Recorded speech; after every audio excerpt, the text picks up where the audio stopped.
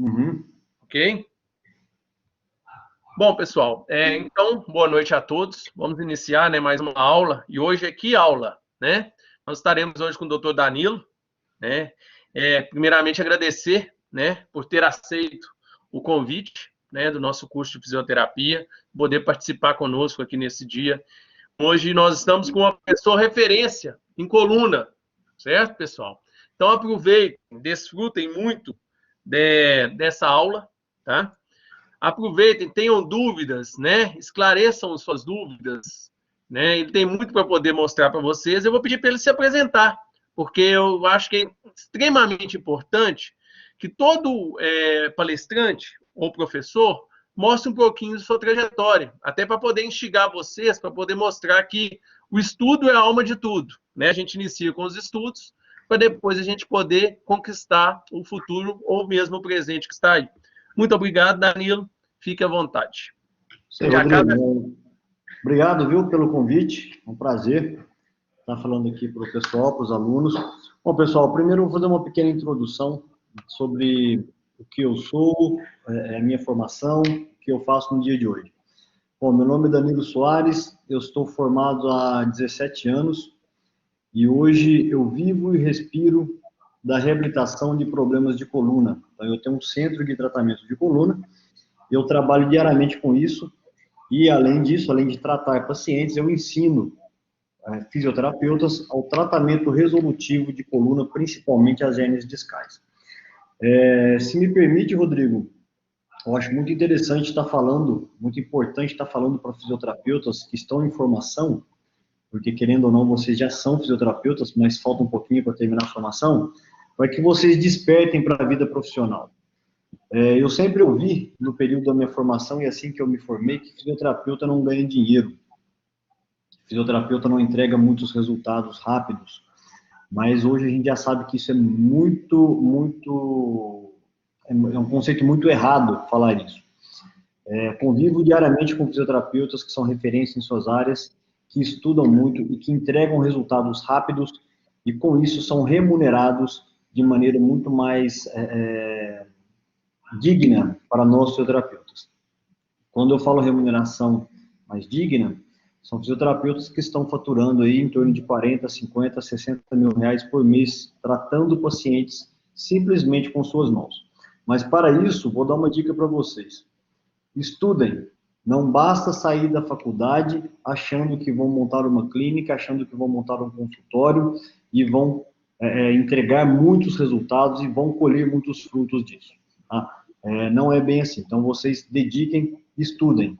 Eu falo para vocês porque eu estudo muito mais hoje do que durante a formação. E eu queria ter tido a oportunidade de ter ouvido isso assim que eu me formei, né? Porque eu iria buscar um conhecimento cada vez mais assim que eu saí da faculdade. Eu demorei um pouquinho para entender como que o jogo é jogado. Mas, enfim, vamos lá. Eu vou falar para vocês hoje sobre coluna, né? E dentro de coluna, o que eu observo, o que nós observamos, é que o carro-chefe, né, as pessoas que mais nos procuram para reabilitar a coluna são pacientes portadores das hérnias discais.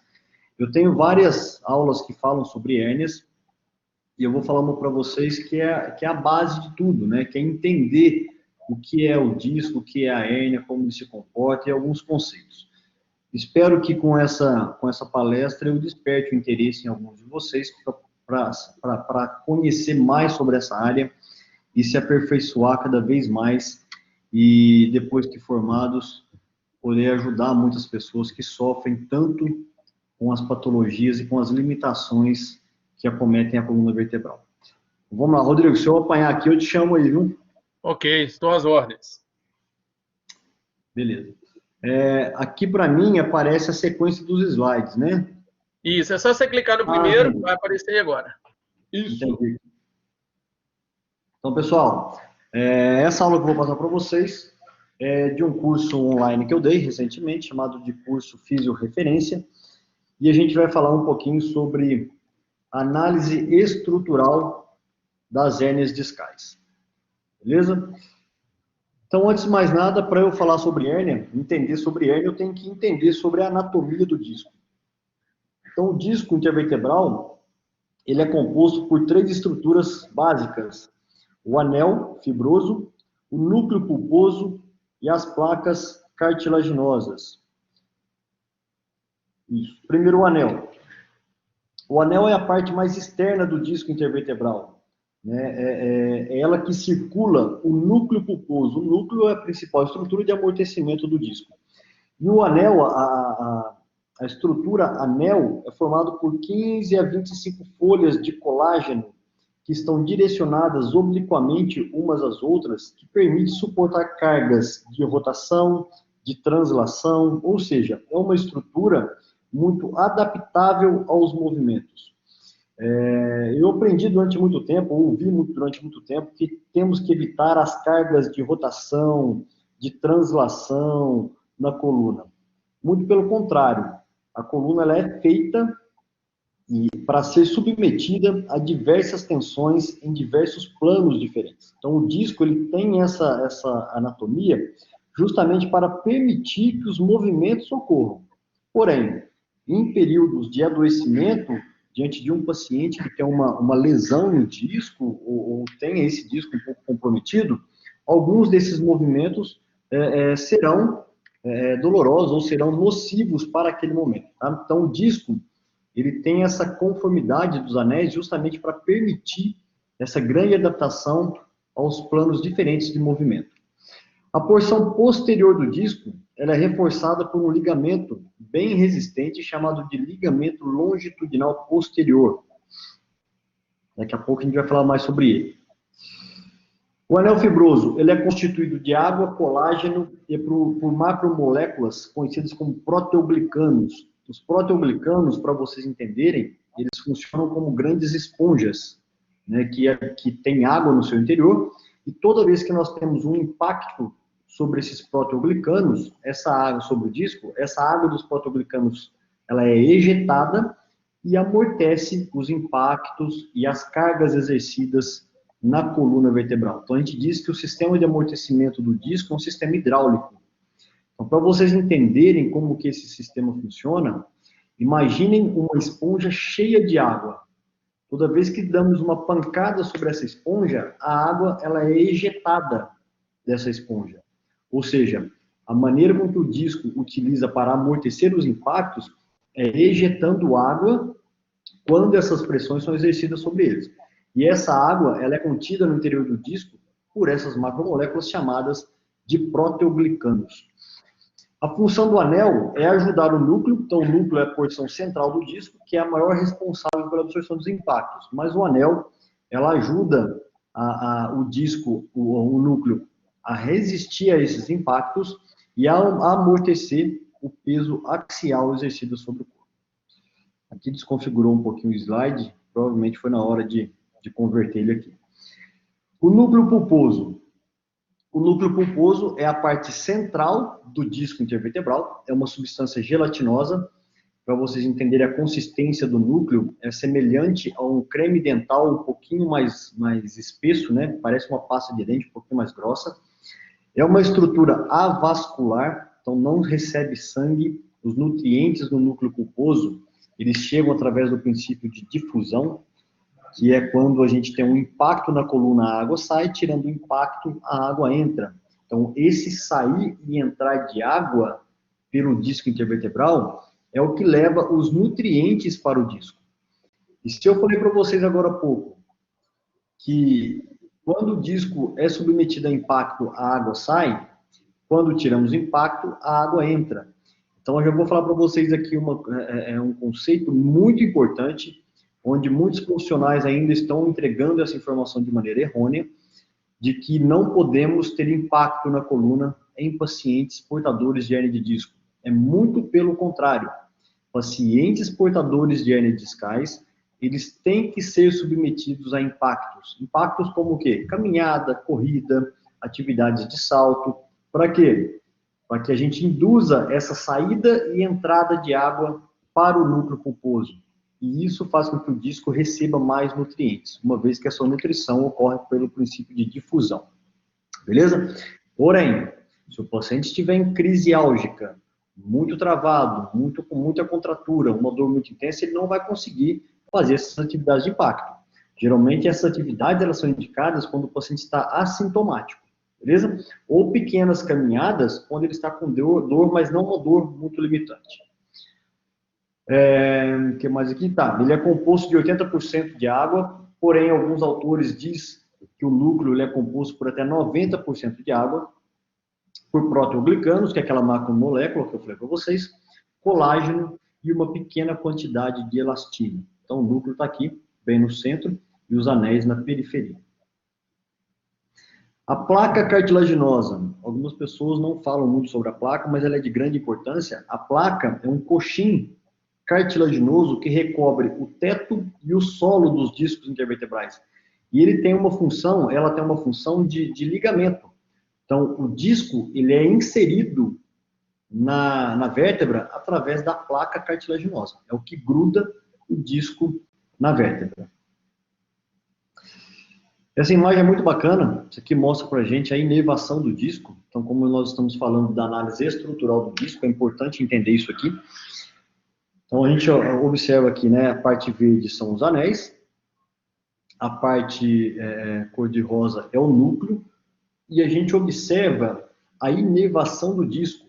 A inervação ocorre pelo um conjunto de nervos chamado de nervo sinus vertebral de Lúcica, que a gente pode acompanhar aqui, ó, na parte posterior do disco. Então, lembrando que nós temos a parte anterior do disco, que não recebe inervação, e a parte posterior do disco, que é muito rica em inervação sinus vertebral de Lúcica. Então, por que nós temos uma grande inervação posterior do disco e, anteriormente, esse disco ele é pobremente inervado? Simples. Se a gente visualizar essa imagem, a gente pode observar que, anteriormente à coluna vertebral, as vértebras e ao disco, nós não temos nenhuma estrutura nobre, nenhuma estrutura de grande importância para o contexto da coluna vertebral. Agora, se a gente analisar a parte posterior da coluna, posterior ao disco, a gente analisa que ali tem sistema nervoso central, tem a medula espinhal passando ali, dentro do canal medular. Se a medula é algo muito nobre para o nosso corpo, nós temos que ter um sistema de alarme que identifique uma agressão. E esse sistema de alarme é composto pelo nervo sinus vertebral de Lúcica. Então, nós temos uma inervação no ligamento longitudinal posterior, que é a última barreira que separa o disco da medula. E quando esse núcleo pulposo começa a herniar, começa a aumentar a pressão sobre o ligamento longitudinal posterior, o corpo já dispara um sinal de alerta, que é feito através do sinus vertebral de Lúcica, dizendo assim, olha, cuidado que tem um perigo aproximando da medula espinhal. Quando esse núcleo empurra fortemente ou dá um estímulo bem intenso e vigoroso sobre esse nervo, ocorre uma grande reação de proteção, que é a famosa contratura ou travamento de coluna. É quando a pessoa, por exemplo, ela dobra o corpo à frente para pegar um objeto, sente uma forte fisgada na coluna e chega até mesmo a cair no chão, com um forte travamento de coluna. Então, isso é um arco de defesa, né, um mecanismo de defesa que o corpo emite para que nós não continuemos agredindo a coluna vertebral e, mais especificamente, a medula espinhal através de movimentos nocivos naquele momento. Então, esse nervo sinus vertebral de Lúcica, ele inerva a região posterior do disco e o ligamento longitudinal posterior. Por isso que ele está presente na parte de trás e não na parte da frente do disco intervertebral. Pessoal, qualquer dúvida, vão lançando aí, beleza? Se eu conseguir respondendo à medida que for acontecendo a aula, melhor. Caso contrário, a gente abre aí no final. Fisiologia do disco. Então, o disco é a maior estrutura avascular do corpo humano e os nutrientes e os líquidos penetram no disco pelo princípio de difusão, que é o que eu acabei de falar para vocês, né?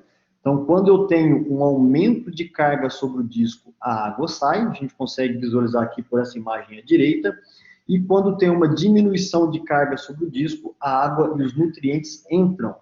Então, atividades de impacto, como corrida, como caminhadas, melhoram a nutrição do disco pois induzem o princípio de difusão. Beleza? Então, é isso que eu falei para vocês. Por isso que nunca digam para os seus pacientes que são portadores de hernia de disco que eles não podem ser submetidos a impactos. Isso é errado, muito errado. Eu vejo muito profissional da saúde falando assim, você tem hernia de disco, você não pode fazer atividade física de corrida, de musculação, de salto, você tem que fazer hidroginástica. Mentira! Hidroginástica, esportes aquáticos, são os últimos que eu indico para os meus pacientes.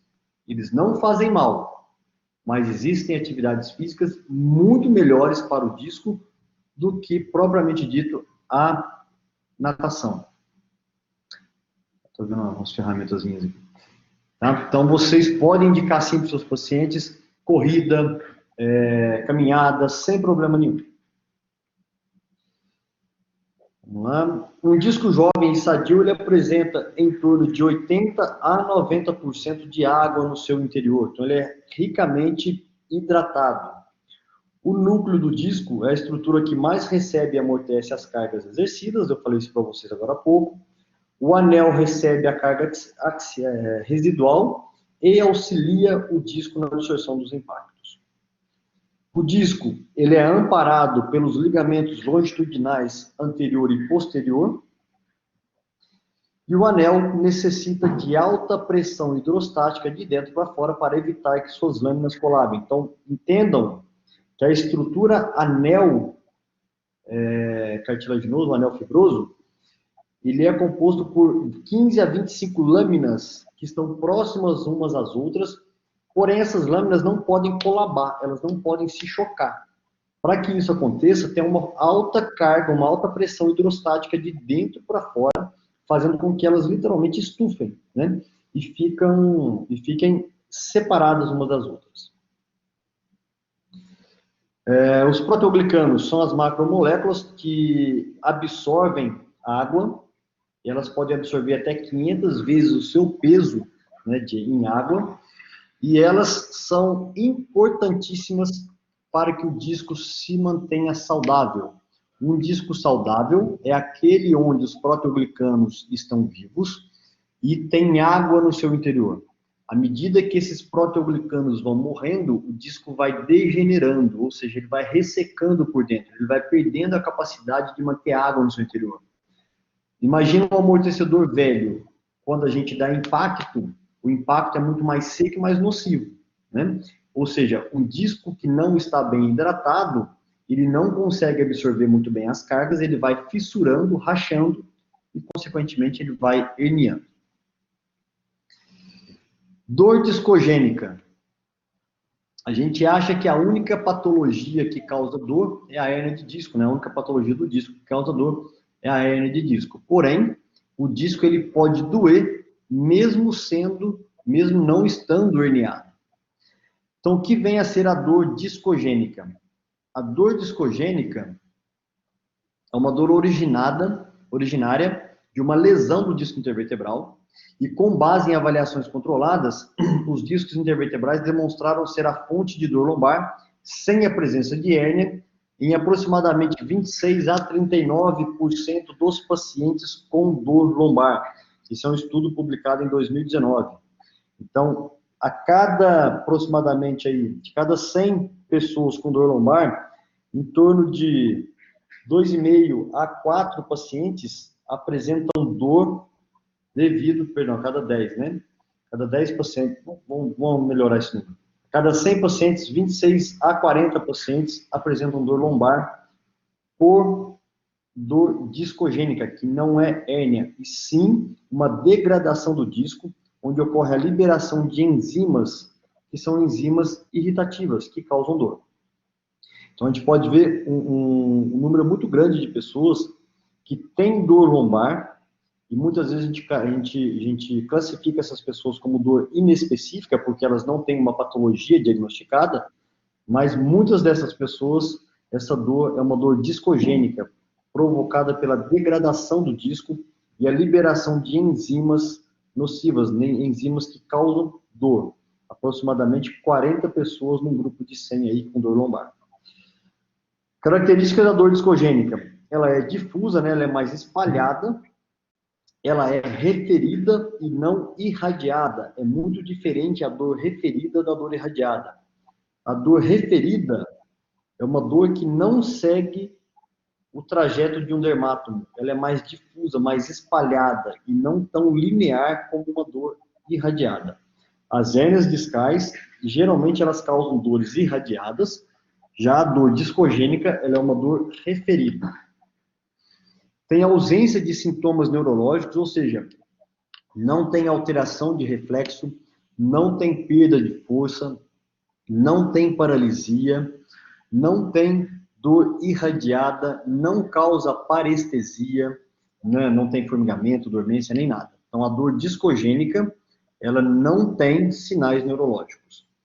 E pode aumentar com atividades que elevam a pressão interna do disco. Então, agora há pouco a gente falou que as atividades de impacto são boas para o disco. Porém, se o paciente está em crise de dor discogênica, pode ser que ele sinta dor ao caminhar, ou ao correr, ao fazer atividade física de impacto. Ah, então como que eu faço? Eu indico ou não indico atividade de impacto para o meu paciente? Teoricamente não é contraindicado, mas se o seu paciente começa a fazer uma atividade de impacto e começa a desencadear dor, para ele, naquele momento, está contraindicado esse tipo de atividade. Tá? Então, eu gosto de deixar isso muito bem claro. Não é regra. A grande maioria das pessoas que são portadoras de uma discopatia, elas se sentem muito bem caminhando ou até mesmo correndo. Porém, tem alguns que não. Algumas pessoas começam a desencadear dor ao realizar atividades de impacto. Esses que sentem dor, ou não está na hora de ir para a atividade, ou é contraindicado para eles. Rodrigo, tudo bem aí? Tranquilo? Tudo bem, tudo ok. Beleza. Hérnia de disco. Então, a hérnia é a patologia mais comum que acomete a coluna vertebral. Nós estamos aqui numa sala, eu acho que 40 pessoas. Eu tenho certeza que alguns de vocês já são portadores de hérnia e ainda não sabem. E te digo que aproximadamente uns 60% de vocês, ao longo da vida, virão, né, a desenvolver a hérnia discal. Porém, para nossa alegria, a grande maioria nunca vai ter dor, mesmo sendo portador de hérnia. Né? Serão assintomáticos, podem ter certeza. A Luísa tem uma pergunta aqui, ó. Uma pessoa com hérnia de disco tem que estar em constante tratamento ou em algum momento ela melhora? Boa pergunta, Luísa.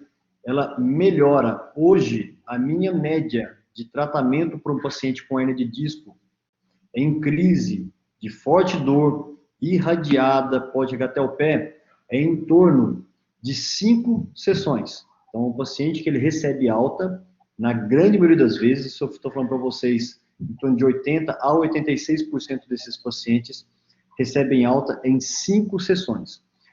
Mas como assim alta? A alta para um paciente de hérnia de disco é quando ele não tem mais dor e quando ele tem toda a funcionalidade restabelecida. Ele tem toda a amplitude de movimento em flexão, extensão, inclinação, rotação e está realizando as atividades no dia a dia dele sem dor ou limitação. Então, esse paciente está de alta e ele não precisa mais de tratamento, a não ser que ele entre em crise futura. Tá, como que mantém esse paciente longe de outras crises? Primeiro, ele tem que saber o que piora o seu estado. Né? Então, nós sabemos que quem tem hérnia de disco, o tipo de movimento mais nocivo é o movimento de flexão. Certo? Porém, o paciente que recebeu alta, está bem, sem dor e sem alteração funcional, ele tem que estar apto a realizar flexão. Mas ele tem que evitar flexões com carga, ou seja, dobrar o corpo para pegar objetos acima de 10, 15 quilos com frequência, ou ficar na posição de flexão por tempo muito prolongado. Esse tipo de movimento favorece crises futuras. Então, quando eu dou alta para o meu paciente, ele é orientado a isso, mas ele é orientado também a fazer um tipo de exercício diariamente, isso pode ser feito 1 ou 2 vezes por dia, a fim de evitar crises futuras. Esse exercício ele faz em torno de 10 segundos. E, obviamente, a gente já sabe que os pacientes portadores de hernia de disco, quando se mantêm ativos e praticando uma atividade física, ele fica cada vez mais longe de crises de hérnia. Vou dar um exemplo para vocês. Eu tenho hérnia de disco cervical, eu tive uma crise só até hoje na minha vida. Nunca mais tive, e faço tudo que eu posso. Beleza? Então, ele não tem que estar em tratamento constante. Pelo contrário, Luísa, o nosso objetivo é não manter o paciente conosco. E quanto mais resolutivo você é, quanto mais rápido você resolve o problema do seu paciente, mais você pode cobrar pelo seu tratamento. Beleza? E mais as pessoas vão te procurar para isso. Então, o que vem a ser a hernia de disco? É a projeção da parte central, que é o núcleo pulposo, do disco intervertebral para além de seus limites de normalidade no interior dos anéis cartilaginosos. Literalmente é quando o núcleo sai da sua posição central e migra para a periferia. Pessoas com faixa etária de 25 a 45 anos apresentam o maior índice de casos de hernia de disco. E o pico máximo é aos 37 anos. Então, o pico máximo de incidência de hernia de disco é aos 37 anos. Então, a hernia de disco é uma patologia de adulto jovem. 73% das hernias de disco se relacionam com uma falha genética. Lembra que eu falei para vocês do proteoglicano? Algumas pessoas nascem com uma falha genética num gene chamado de agrecan, onde os proteoglicanos, eles morrem precocemente. Se eles morrem precocemente, eles mantêm menos água no seu interior. Com isso, o disco, que é um amortecedor, ele envelhece precocemente, fissura e a hérnia entra e o núcleo migra posteriormente, vindo a herniar. Existem as hérnias traumáticas, existem as hérnias relacionadas com a ocupação, principalmente atividades ocupacionais onde o paciente mantém a coluna vertebral em movimentos de flexão constante. Né? Aquele paciente, por exemplo, aquela pessoa, por exemplo, que trabalha tendo que agachar para pegar peso do chão com frequência. Dou um exemplo para vocês. Funcionário de construção civil, que tem que agachar muito para pegar tijolos, para fazer cimento, pegar lata de cimento, que é muito pesada. Fazendo isso com muita constância, esse paciente ele está muito suscetível a herniar, principalmente se ele está dentro desse contexto da genética. Então, nós sabemos que o movimento de flexão direciona o núcleo pulposo posteriormente. Se é um paciente que faz isso com carga por um longo período da sua vida, ele está muito suscetível a herniar. Se ele apresenta essa falha genética, ele está mais suscetível ainda. Um outro tipo de posicionamento relacionado à ocupação, que faz com que as pessoas se tornem muito vulneráveis às hérnias discais lombares, é trabalhar sentado. A grande maioria dos meus pacientes trabalham sentados. Por quê? Quando nós trabalhamos sentado, principalmente numa posição onde nós temos que arquear muito o corpo anteriormente, né, projetar, nós retificamos a lordose lombar. Então, a curvatura lordótica, ela existe para que o peso corporal ou as cargas exercidas na coluna sejam distribuídas e exercidas no centro do disco. Se eu fico muito tempo sentado, com o meu corpo projetado à frente, eu retifico a lordose, ou até mesmo inverto essa lordose. Com isso, a coluna vai estar num estado de flexão permanente. Isso vai jogando o núcleo pulposo para trás e, com o tempo, ele vai fissurando. Então, esse é um fenômeno que a gente chama de fluência. Então, o que é a fluência? É o deslocamento continuado das fibras de colágeno com carga mantida. Então, quando ficamos na posição sentado, nós estamos com carga mantida, jogando o núcleo posteriormente. Então, a gente começa a distender as fibras de colágeno posteriormente dos anéis e também do ligamento longitudinal posterior. Com o tempo, esse paciente pode vir a herniar. Vocês podem ver e podem perguntar para os pacientes portadores de hérnia lombar que eles relatam muito que eles pioram quando ficam muito tempo sentados, e quando ficam sentados e levantam, eles levantam com o corpo arqueado, é difícil estender o corpo. E à medida que eles vão andando, eles vão melhorando.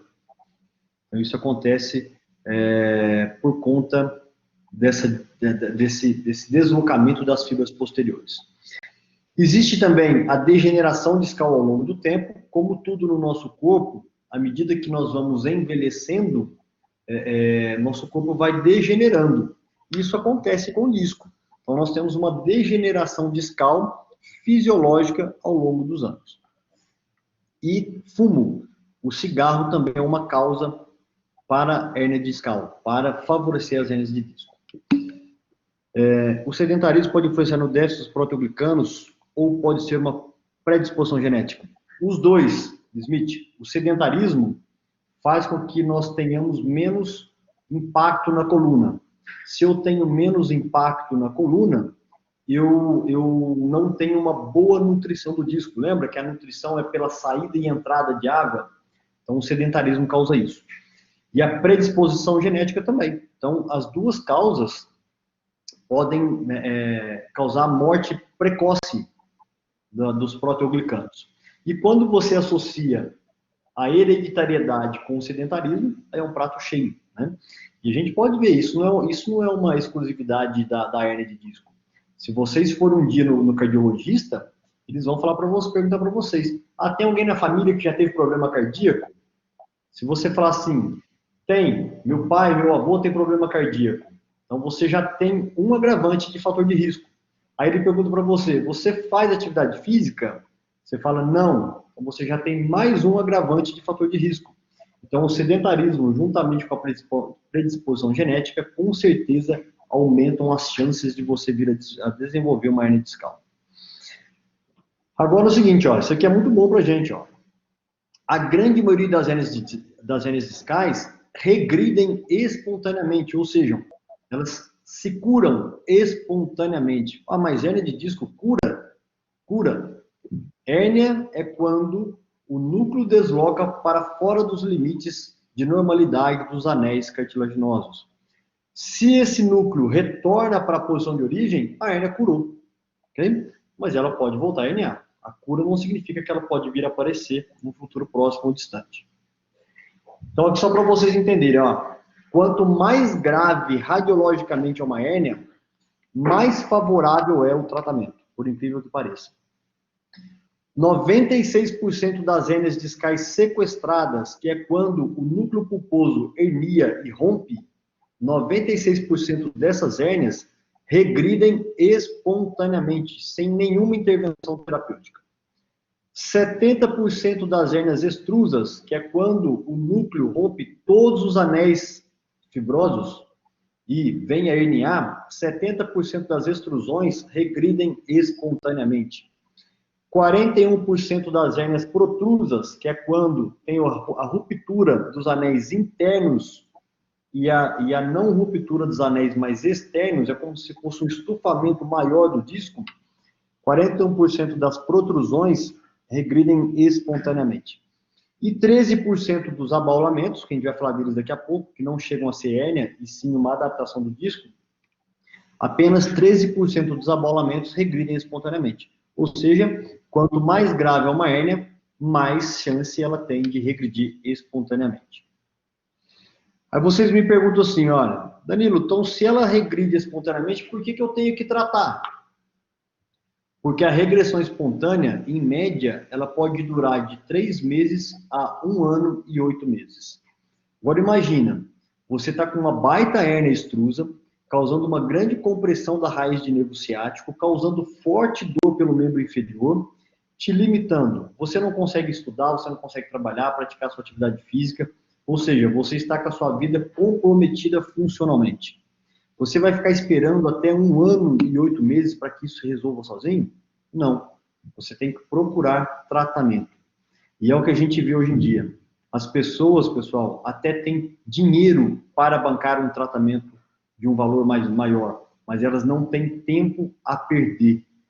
A hora hoje da produtividade é muito valiosa para a gente. Imagina nós, fisioterapeutas, que somos autônomos. Se a gente entra em crise de hérnia de disco, se você não trabalha, você não ganha. Imagina você ficar meses e meses esperando uma regressão espontânea. Então você precisa de tratamento, e tratamento de qualidade. Tratamento de qualidade é aquele onde nós usamos de um raciocínio clínico para promover a reabsorção da hérnia discal. Depois, se a gente tiver um tempinho, eu mostro para vocês um exame de imagem de uma hérnia bem grande, onde eu tratei, a gente teve um sucesso gigantesco, um caso muito grande, com a reabsorção de tratamento conservador. Mais uma pergunta aqui, ó. O sedentarismo, não, quem tem hérnia discal pode fazer sessões de quiropraxia? Deve. Quiropraxia é um tratamento de alta resolutividade, porém, não é simplesmente chegar lá e sair estralando as pessoas. Você tem que, antes de mais nada, saber o que não fazer com esse paciente, e aí sim, usar o seu raciocínio clínico para saber onde manipular. Sem ser esse final de semana no outro, eu estarei aí em BH com o meu curso de hérnia discal. É um curso do método que eu utilizo, chamado método terapia mecânica avançada, que é a maneira como que eu uso para tratar as hérnias discais. E uma das técnicas que é ensinada, uma das técnicas que são ensinadas no curso, são as técnicas manipulativas para o tratamento da hérnia de disco. Né? Só que não é simplesmente chegar e sair estralando, você tem que saber o que fazer e o que não fazer. Então, a quiropraxia, sim, é um dos grandes tratamentos resolutivos para a coluna vertebral. Degeneração discal, que vem a ser a degeneração. É a desidratação do disco, onde os proteoglicanos perdem a capacidade de absorver os líquidos, ou seja, o amortecedor fica velho. Eu falei para vocês que o disco é uma estrutura que amortece graças à absorção de impacto, quando a água sai desse disco quando é submetido ao impacto. Quando os proteoglicanos morrem, eles perdem a capacidade de absorver líquido. O disco fica degenerado, o amortecedor fica velho. Então, a morte dos proteoglicanos pode ocorrer pela diminuição da pressão hidrostática no interior do disco, causando fissuras e, consequentemente, uma distribuição anormal do peso exercido sobre a coluna. Dois conceitos muito comuns aqui que geram dúvidas: protrusão e extrusão. Ambos são hérnias de disco, certo? Então, não existe isso. Fulano de tal falou que eu tenho início de hérnia. Está escrito lá protrusão. Não, protrusão é hérnia. Extrusão também é hérnia. Eu ouço muito de pacientes que chegam aqui falando o seguinte: eu fui no médico, ele falou que o meu caso é cirúrgico porque eu tenho uma extrusão. Uma dica para vocês: o tipo de hérnia, o tamanho de hérnia não é indicativo para operar ou não um paciente. O que indica uma cirurgia são os sintomas. O paciente pode ter uma dor terrível, gigantesca, limitando ele. Só isso não é indicativo para a cirurgia. O que leva o paciente para a cirurgia é perda do controle de esfíncter, ou seja, o paciente está urinando ou defecando na roupa sem ver, ou está perdendo movimento, está perdendo movimentação de um membro. Uma pergunta da Luísa aqui: o que seria um princípio de hérnia? O que seria? É muito difícil falar o que seria. É que nem o famoso princípio de infarto. Não existe isso, né? Ou você infarta ou não infarta. Nós sabemos que protrusão e extrusão são hérnias. E nós sabemos que abaulamento é uma adaptação. Então, se você me perguntar hoje o que seria um início de hérnia, eu te diria que o conceito mais próximo para isso seria o abaulamento, tá? Que não chega a ser uma hérnia. Você entende o que eu estou querendo te dizer? Então, a gente fica no meio do caminho. Protrusão e extrusão já são hérnias. Abaulamento não será do hérnia. Então, o estágio inicial de uma protrusão seria o abaulamento. O George acabou de entrar aí. Esse George só chega atrasado, viu, Rodrigo? Ele é complicado, mas ele já tinha avisado. Né? Esse George. Então, vamos lá. Então, entenderam aí, né? Aí, aqui, ó, isso quem está dizendo também não é o Danilo, tá, pessoal? Só estou replicando algo que vem sendo estudado. Então, esse aqui é um artigo que é uma revisão sobre uma nomenclatura, para padronizar nomenclatura sobre algumas patologias da coluna. Então, estava tendo muita divergência sobre conceitos em relação a patologias da coluna. Protrusão, abaulamento, extrusão é hérnia, não é? Então, fizeram uma junta de várias associações de ortopedia e radiologia dos Estados Unidos, onde ficaram determinados alguns conceitos que eu vou passar para vocês. Antes tarde do que nunca. Essa frase tem muito viés, viu, Jorge? Muito viés. Então, vamos lá. Protrusão. O que seria uma protrusão com base numa análise radiológica? Nós temos aqui diante de um disco, e aqui nós temos a hérnia. Quando nós analisamos uma hérnia que apresenta uma base maior do que a altura, nós estamos diante de uma protrusão, de uma hérnia protrusa, certo? Então, a base maior que a altura é uma hérnia protrusa. Quando estamos diante de uma hérnia extrusa, nós temos a base menor do que a altura. Isso configura uma extrusão. Tudo isso vocês encontram nesse artigo. Depois, se vocês quiserem, eu posso disponibilizar para o Rodrigo, ele passa para vocês. Abaulamento. Então, o abaulamento não é considerado hérnia de disco. É uma projeção total ou quase total do disco em relação ao perímetro do corpo vertebral. Então, o abaulamento, ele é uma adaptação a cargas excessivas no qual o disco está sendo submetido. Ele pode ser simétrico ou assimétrico. O que é um abaulamento simétrico? Então, nessa parte de cima aqui da figura, ó, nós temos esse círculo interno que mostra onde o disco deveria estar, a periferia normal do disco. E esse anel mais externo representa um abaulamento simétrico, ou seja, ele aconteceu em toda a periferia do disco. Já o abaulamento assimétrico, aqui, por exemplo, a gente pode visualizar que ele está apenas do lado direito da imagem, né? Então, o abaulamento assimétrico do disco. Tem mais uma pergunta aqui, ó. Qual o caso é mais delicado para tratamento, a protrusão ou a extrusão? Não tem regra, isso não acontece. Você não consegue determinar se um responde melhor ou pior. Eu, sinceramente, quanto maior a hérnia, mais eu gosto de tratar, porque eu sei que o prognóstico é muito bom. O que eu menos gosto de tratar, Smith, é o abaulamento, porque eu sei que ele vai responder mais lentamente. Infelizmente é isso. Tá? Então, tanto a protrusão quanto a extrusão não tem dificuldade de tratamento. Até porque, ó, nós não precisamos saber se o paciente tem uma protrusão ou uma extrusão para realizar o tratamento. Ah, mas tem que pedir exame para o paciente? Não. Um bom profissional consegue determinar se a dor desse paciente é por hérnia ou não. Nós, fisioterapeutas, não precisamos de exame de imagem para tratar o paciente. Nós precisamos do quê? De um bom entendimento clínico, de uma boa avaliação. E isso eu ensino muito no curso. Quando que eu peço exame para paciente?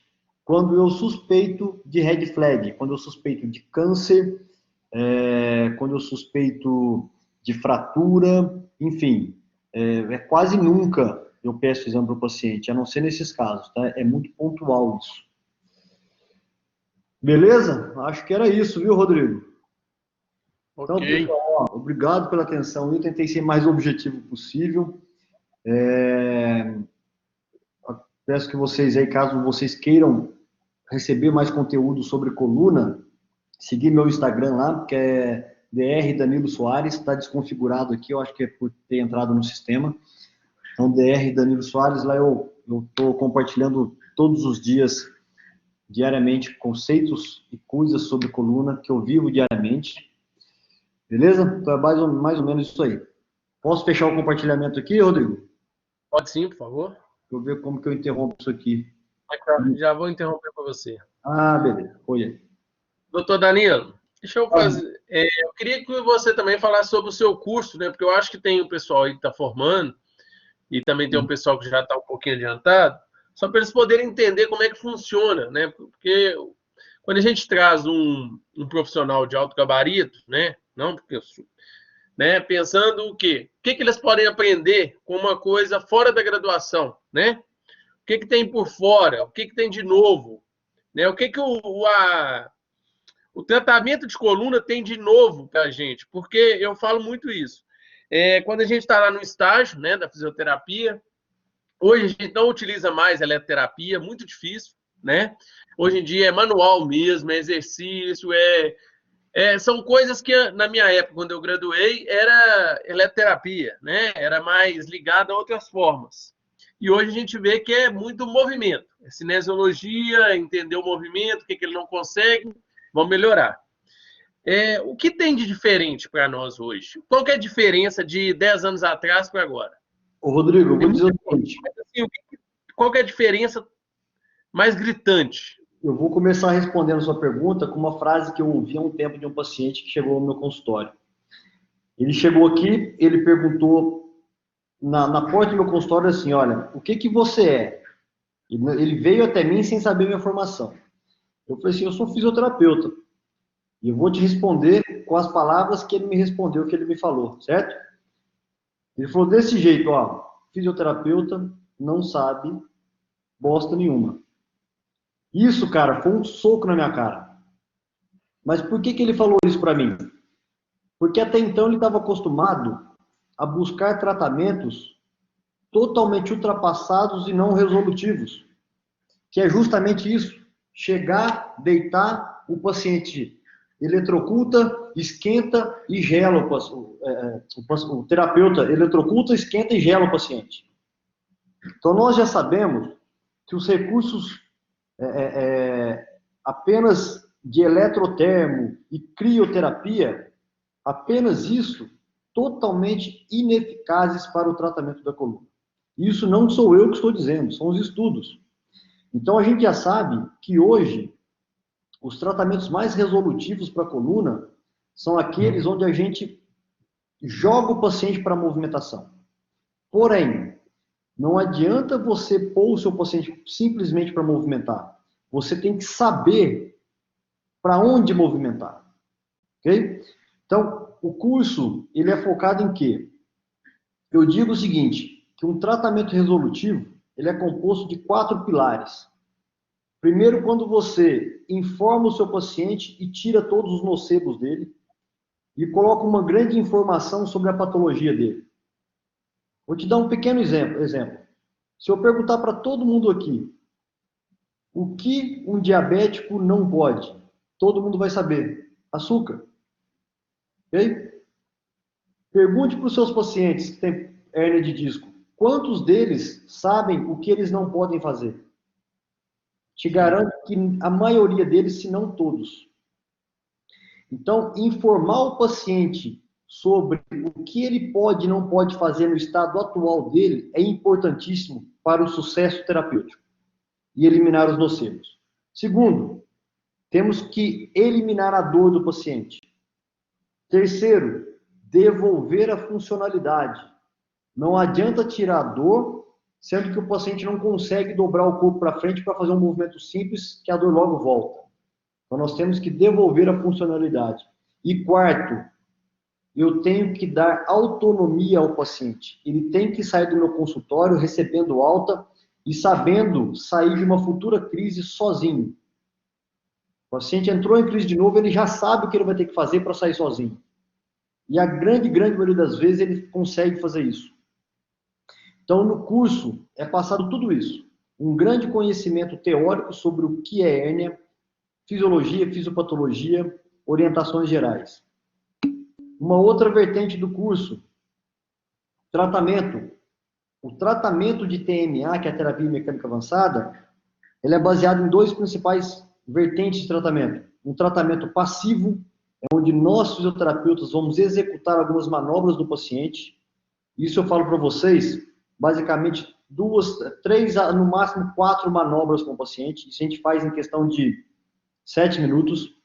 E outra, descobrir um tipo de movimento ativo que vai induzir a regressão do disco do núcleo pulposo. Então, o que eu falo para você desse tratamento e dessa técnica que eu ensino é que você não intervém no paciente mais de 10 minutos. Uma consulta não demora mais do que meia hora. Ok? Já era essa questão de ficar com o paciente 1h30, 1 hora, 2 horas com o paciente. Não precisamos disso. Então, é um curso basicamente prático, clínico e resolutivo. É o que eu respiro diariamente. Perfeito. Obrigado. Pessoal, dúvidas? Se alguém tiver mais dúvida aí, estou disposto a resolver aqui, a responder. Aproveitem. Aqui, ó.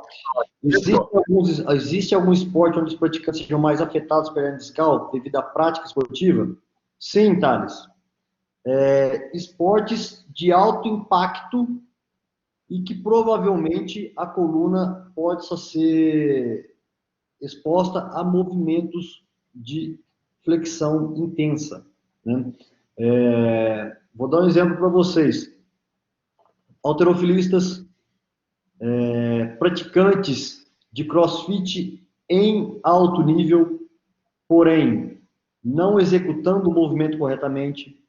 E, na realidade, qualquer atividade, qualquer esporte de alto nível, todos eles são nocivos ao corpo. Todos eles. Alguns mais para a coluna, outros mais para o joelho, outros mais para ombro.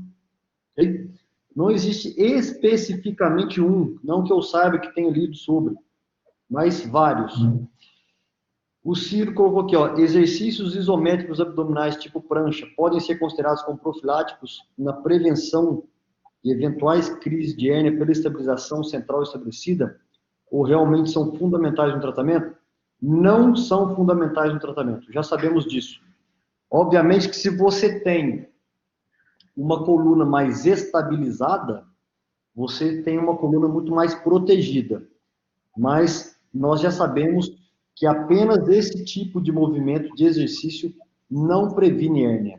Você pode ter uma coluna, um abdômen transverso fortíssimo, um core fortíssimo, mas se você for submetido a cargas intensas, repetidas, constantes, de flexão na coluna, ainda mais sobre alto peso, você está submetido à hérnia discal.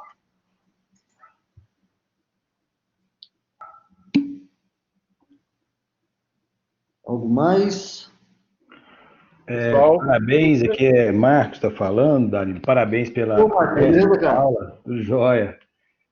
Parabéns mesmo, muito bacana, viu? Eu gostei demais. E aí eu gostaria de saber se você falasse um pouquinho dessa relação, né, do modelo biopsicossocial com o que você vê na realidade, né, na sua prática, né, clínica, do dia a dia, essa relação mecânica e também dessa interação com o modelo biopsicossocial. Por favor. Boa pergunta, Marcos. Olha, nós temos que dividir muito bem isso aí. Em relação ao que eu ensino, que eu trato, que eu vivo diariamente, é basicamente em cima de técnicas de tratamento mecânico. Okay? Então, a minha abordagem é uma abordagem mecânica. O paciente que chega no consultório com muito componente biopsicossocial não é um paciente que eu gosto de tratar. Então, é um paciente que eu encaminho para um profissional que tem ferramentas, que tem técnicas mais valiosas do que eu para tratar esse tipo de paciente.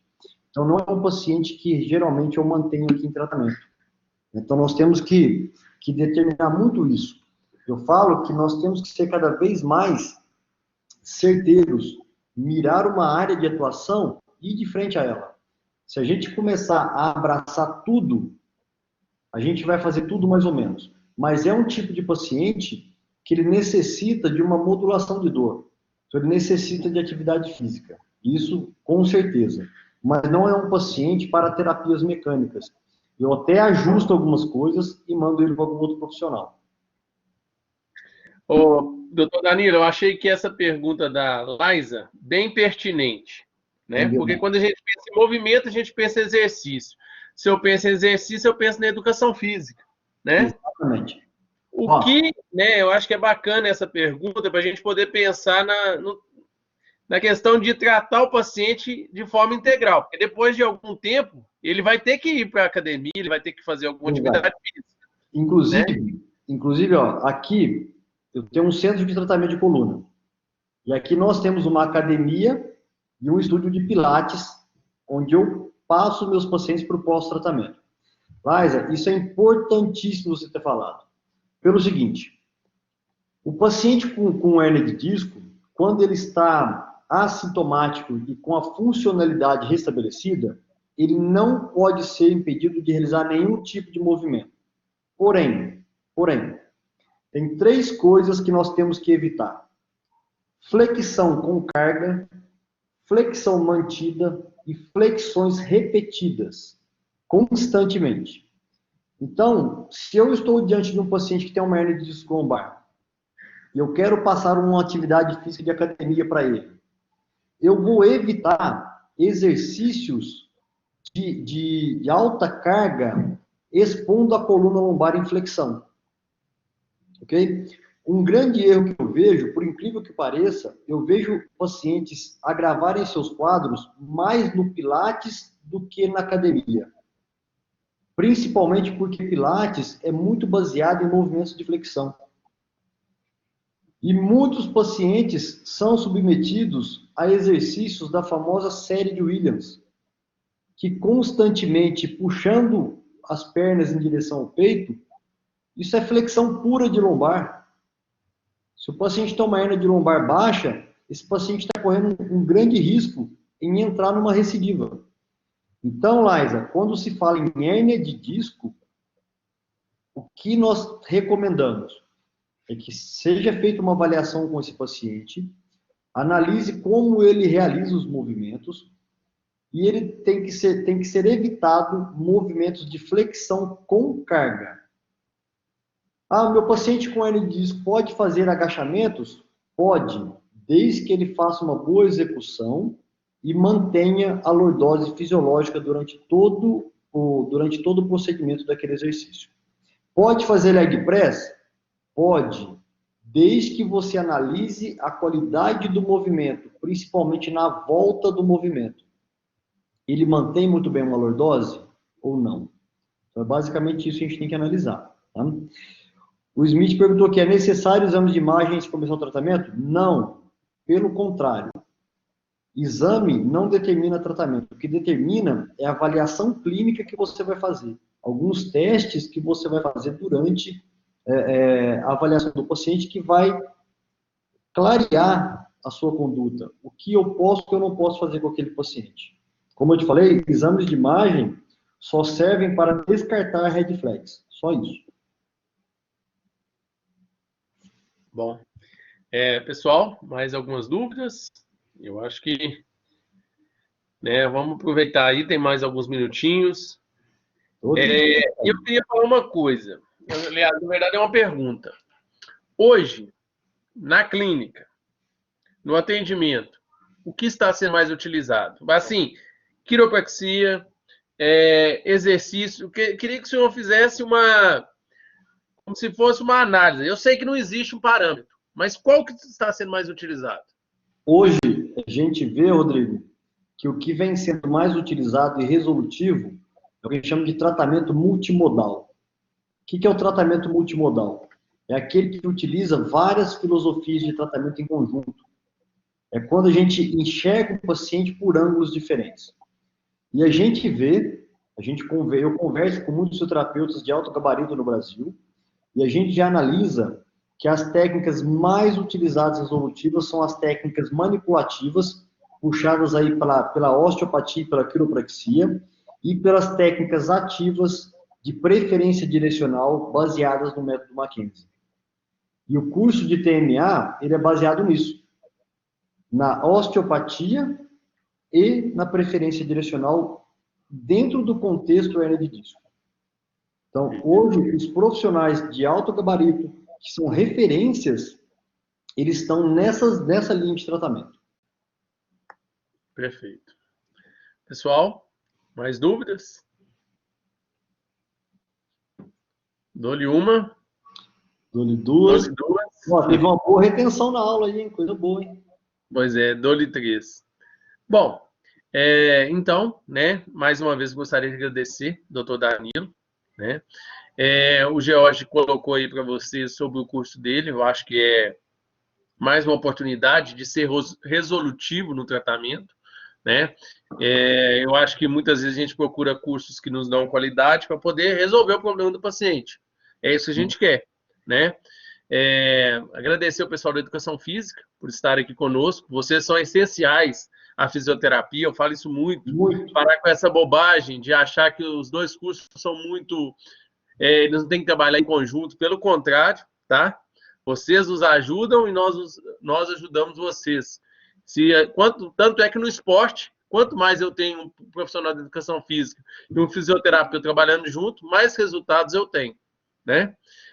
Doutor Danilo, obrigado por participar conosco. A casa estará aberta para você sempre, né? Esperamos que após essa pandemia tenhamos, por exemplo, o dia que o senhor vier aqui para Minas, né, para BH, melhor dizendo, que possa ser uma palestra, vamos dizer, no nosso campus, né, na Praça Liberdade, onde a gente possa, né, fazer alguma coisa prática, alguma manipulação, alguma coisa interessante para os meninos, né, eu acho que é importante também, e agradecer a sua presença, agradecer a presença de todos. Sem dúvida, faz uma diferença muito grande a gente ver profissionais que utilizam a fisioterapia, literalmente, para poder achar solução para os nossos pacientes. Eu vou ser muito sincero, eu e o Marcos aqui, né, que perguntou para você também, nós somos professores de ortopedia. Às vezes a gente pega um paciente e a gente não consegue aquela solução com ele. Isso é muito chato, né, para nós. Então a gente tem que batalhar, buscar novas informações. O Marquinho, né, profissional mais antigo, né, Marcos? Eu sou bem mais novo, mas aí a gente tenta, busca e tal. Chega para todo mundo, Rodrigo. A gente busca uma resposta que é complexa mesmo. Não é tão fácil, tá, alunos? Chegar a falar o seguinte, ó, esse paciente melhorou, esse agora deu certo, né? Mas é importante que a gente estude muito para poder ter conhecimento, para poder aplicar nos nossos pacientes. Professor Danilo, pode falar. A fisioterapia no Brasil, ela vem passando por uma virada de chave, onde ela está crescendo imensamente e a galope. Ela está crescendo muito. Muito que eu digo é o seguinte, cada vez mais nós somos profissionais de primeiro contato, nós estamos sendo procurados cada vez mais antes do paciente ir para o médico, e nós temos cada vez mais autonomia e autoridade para falar de reabilitação e conhecimento. Então, vou dar uma dica para vocês.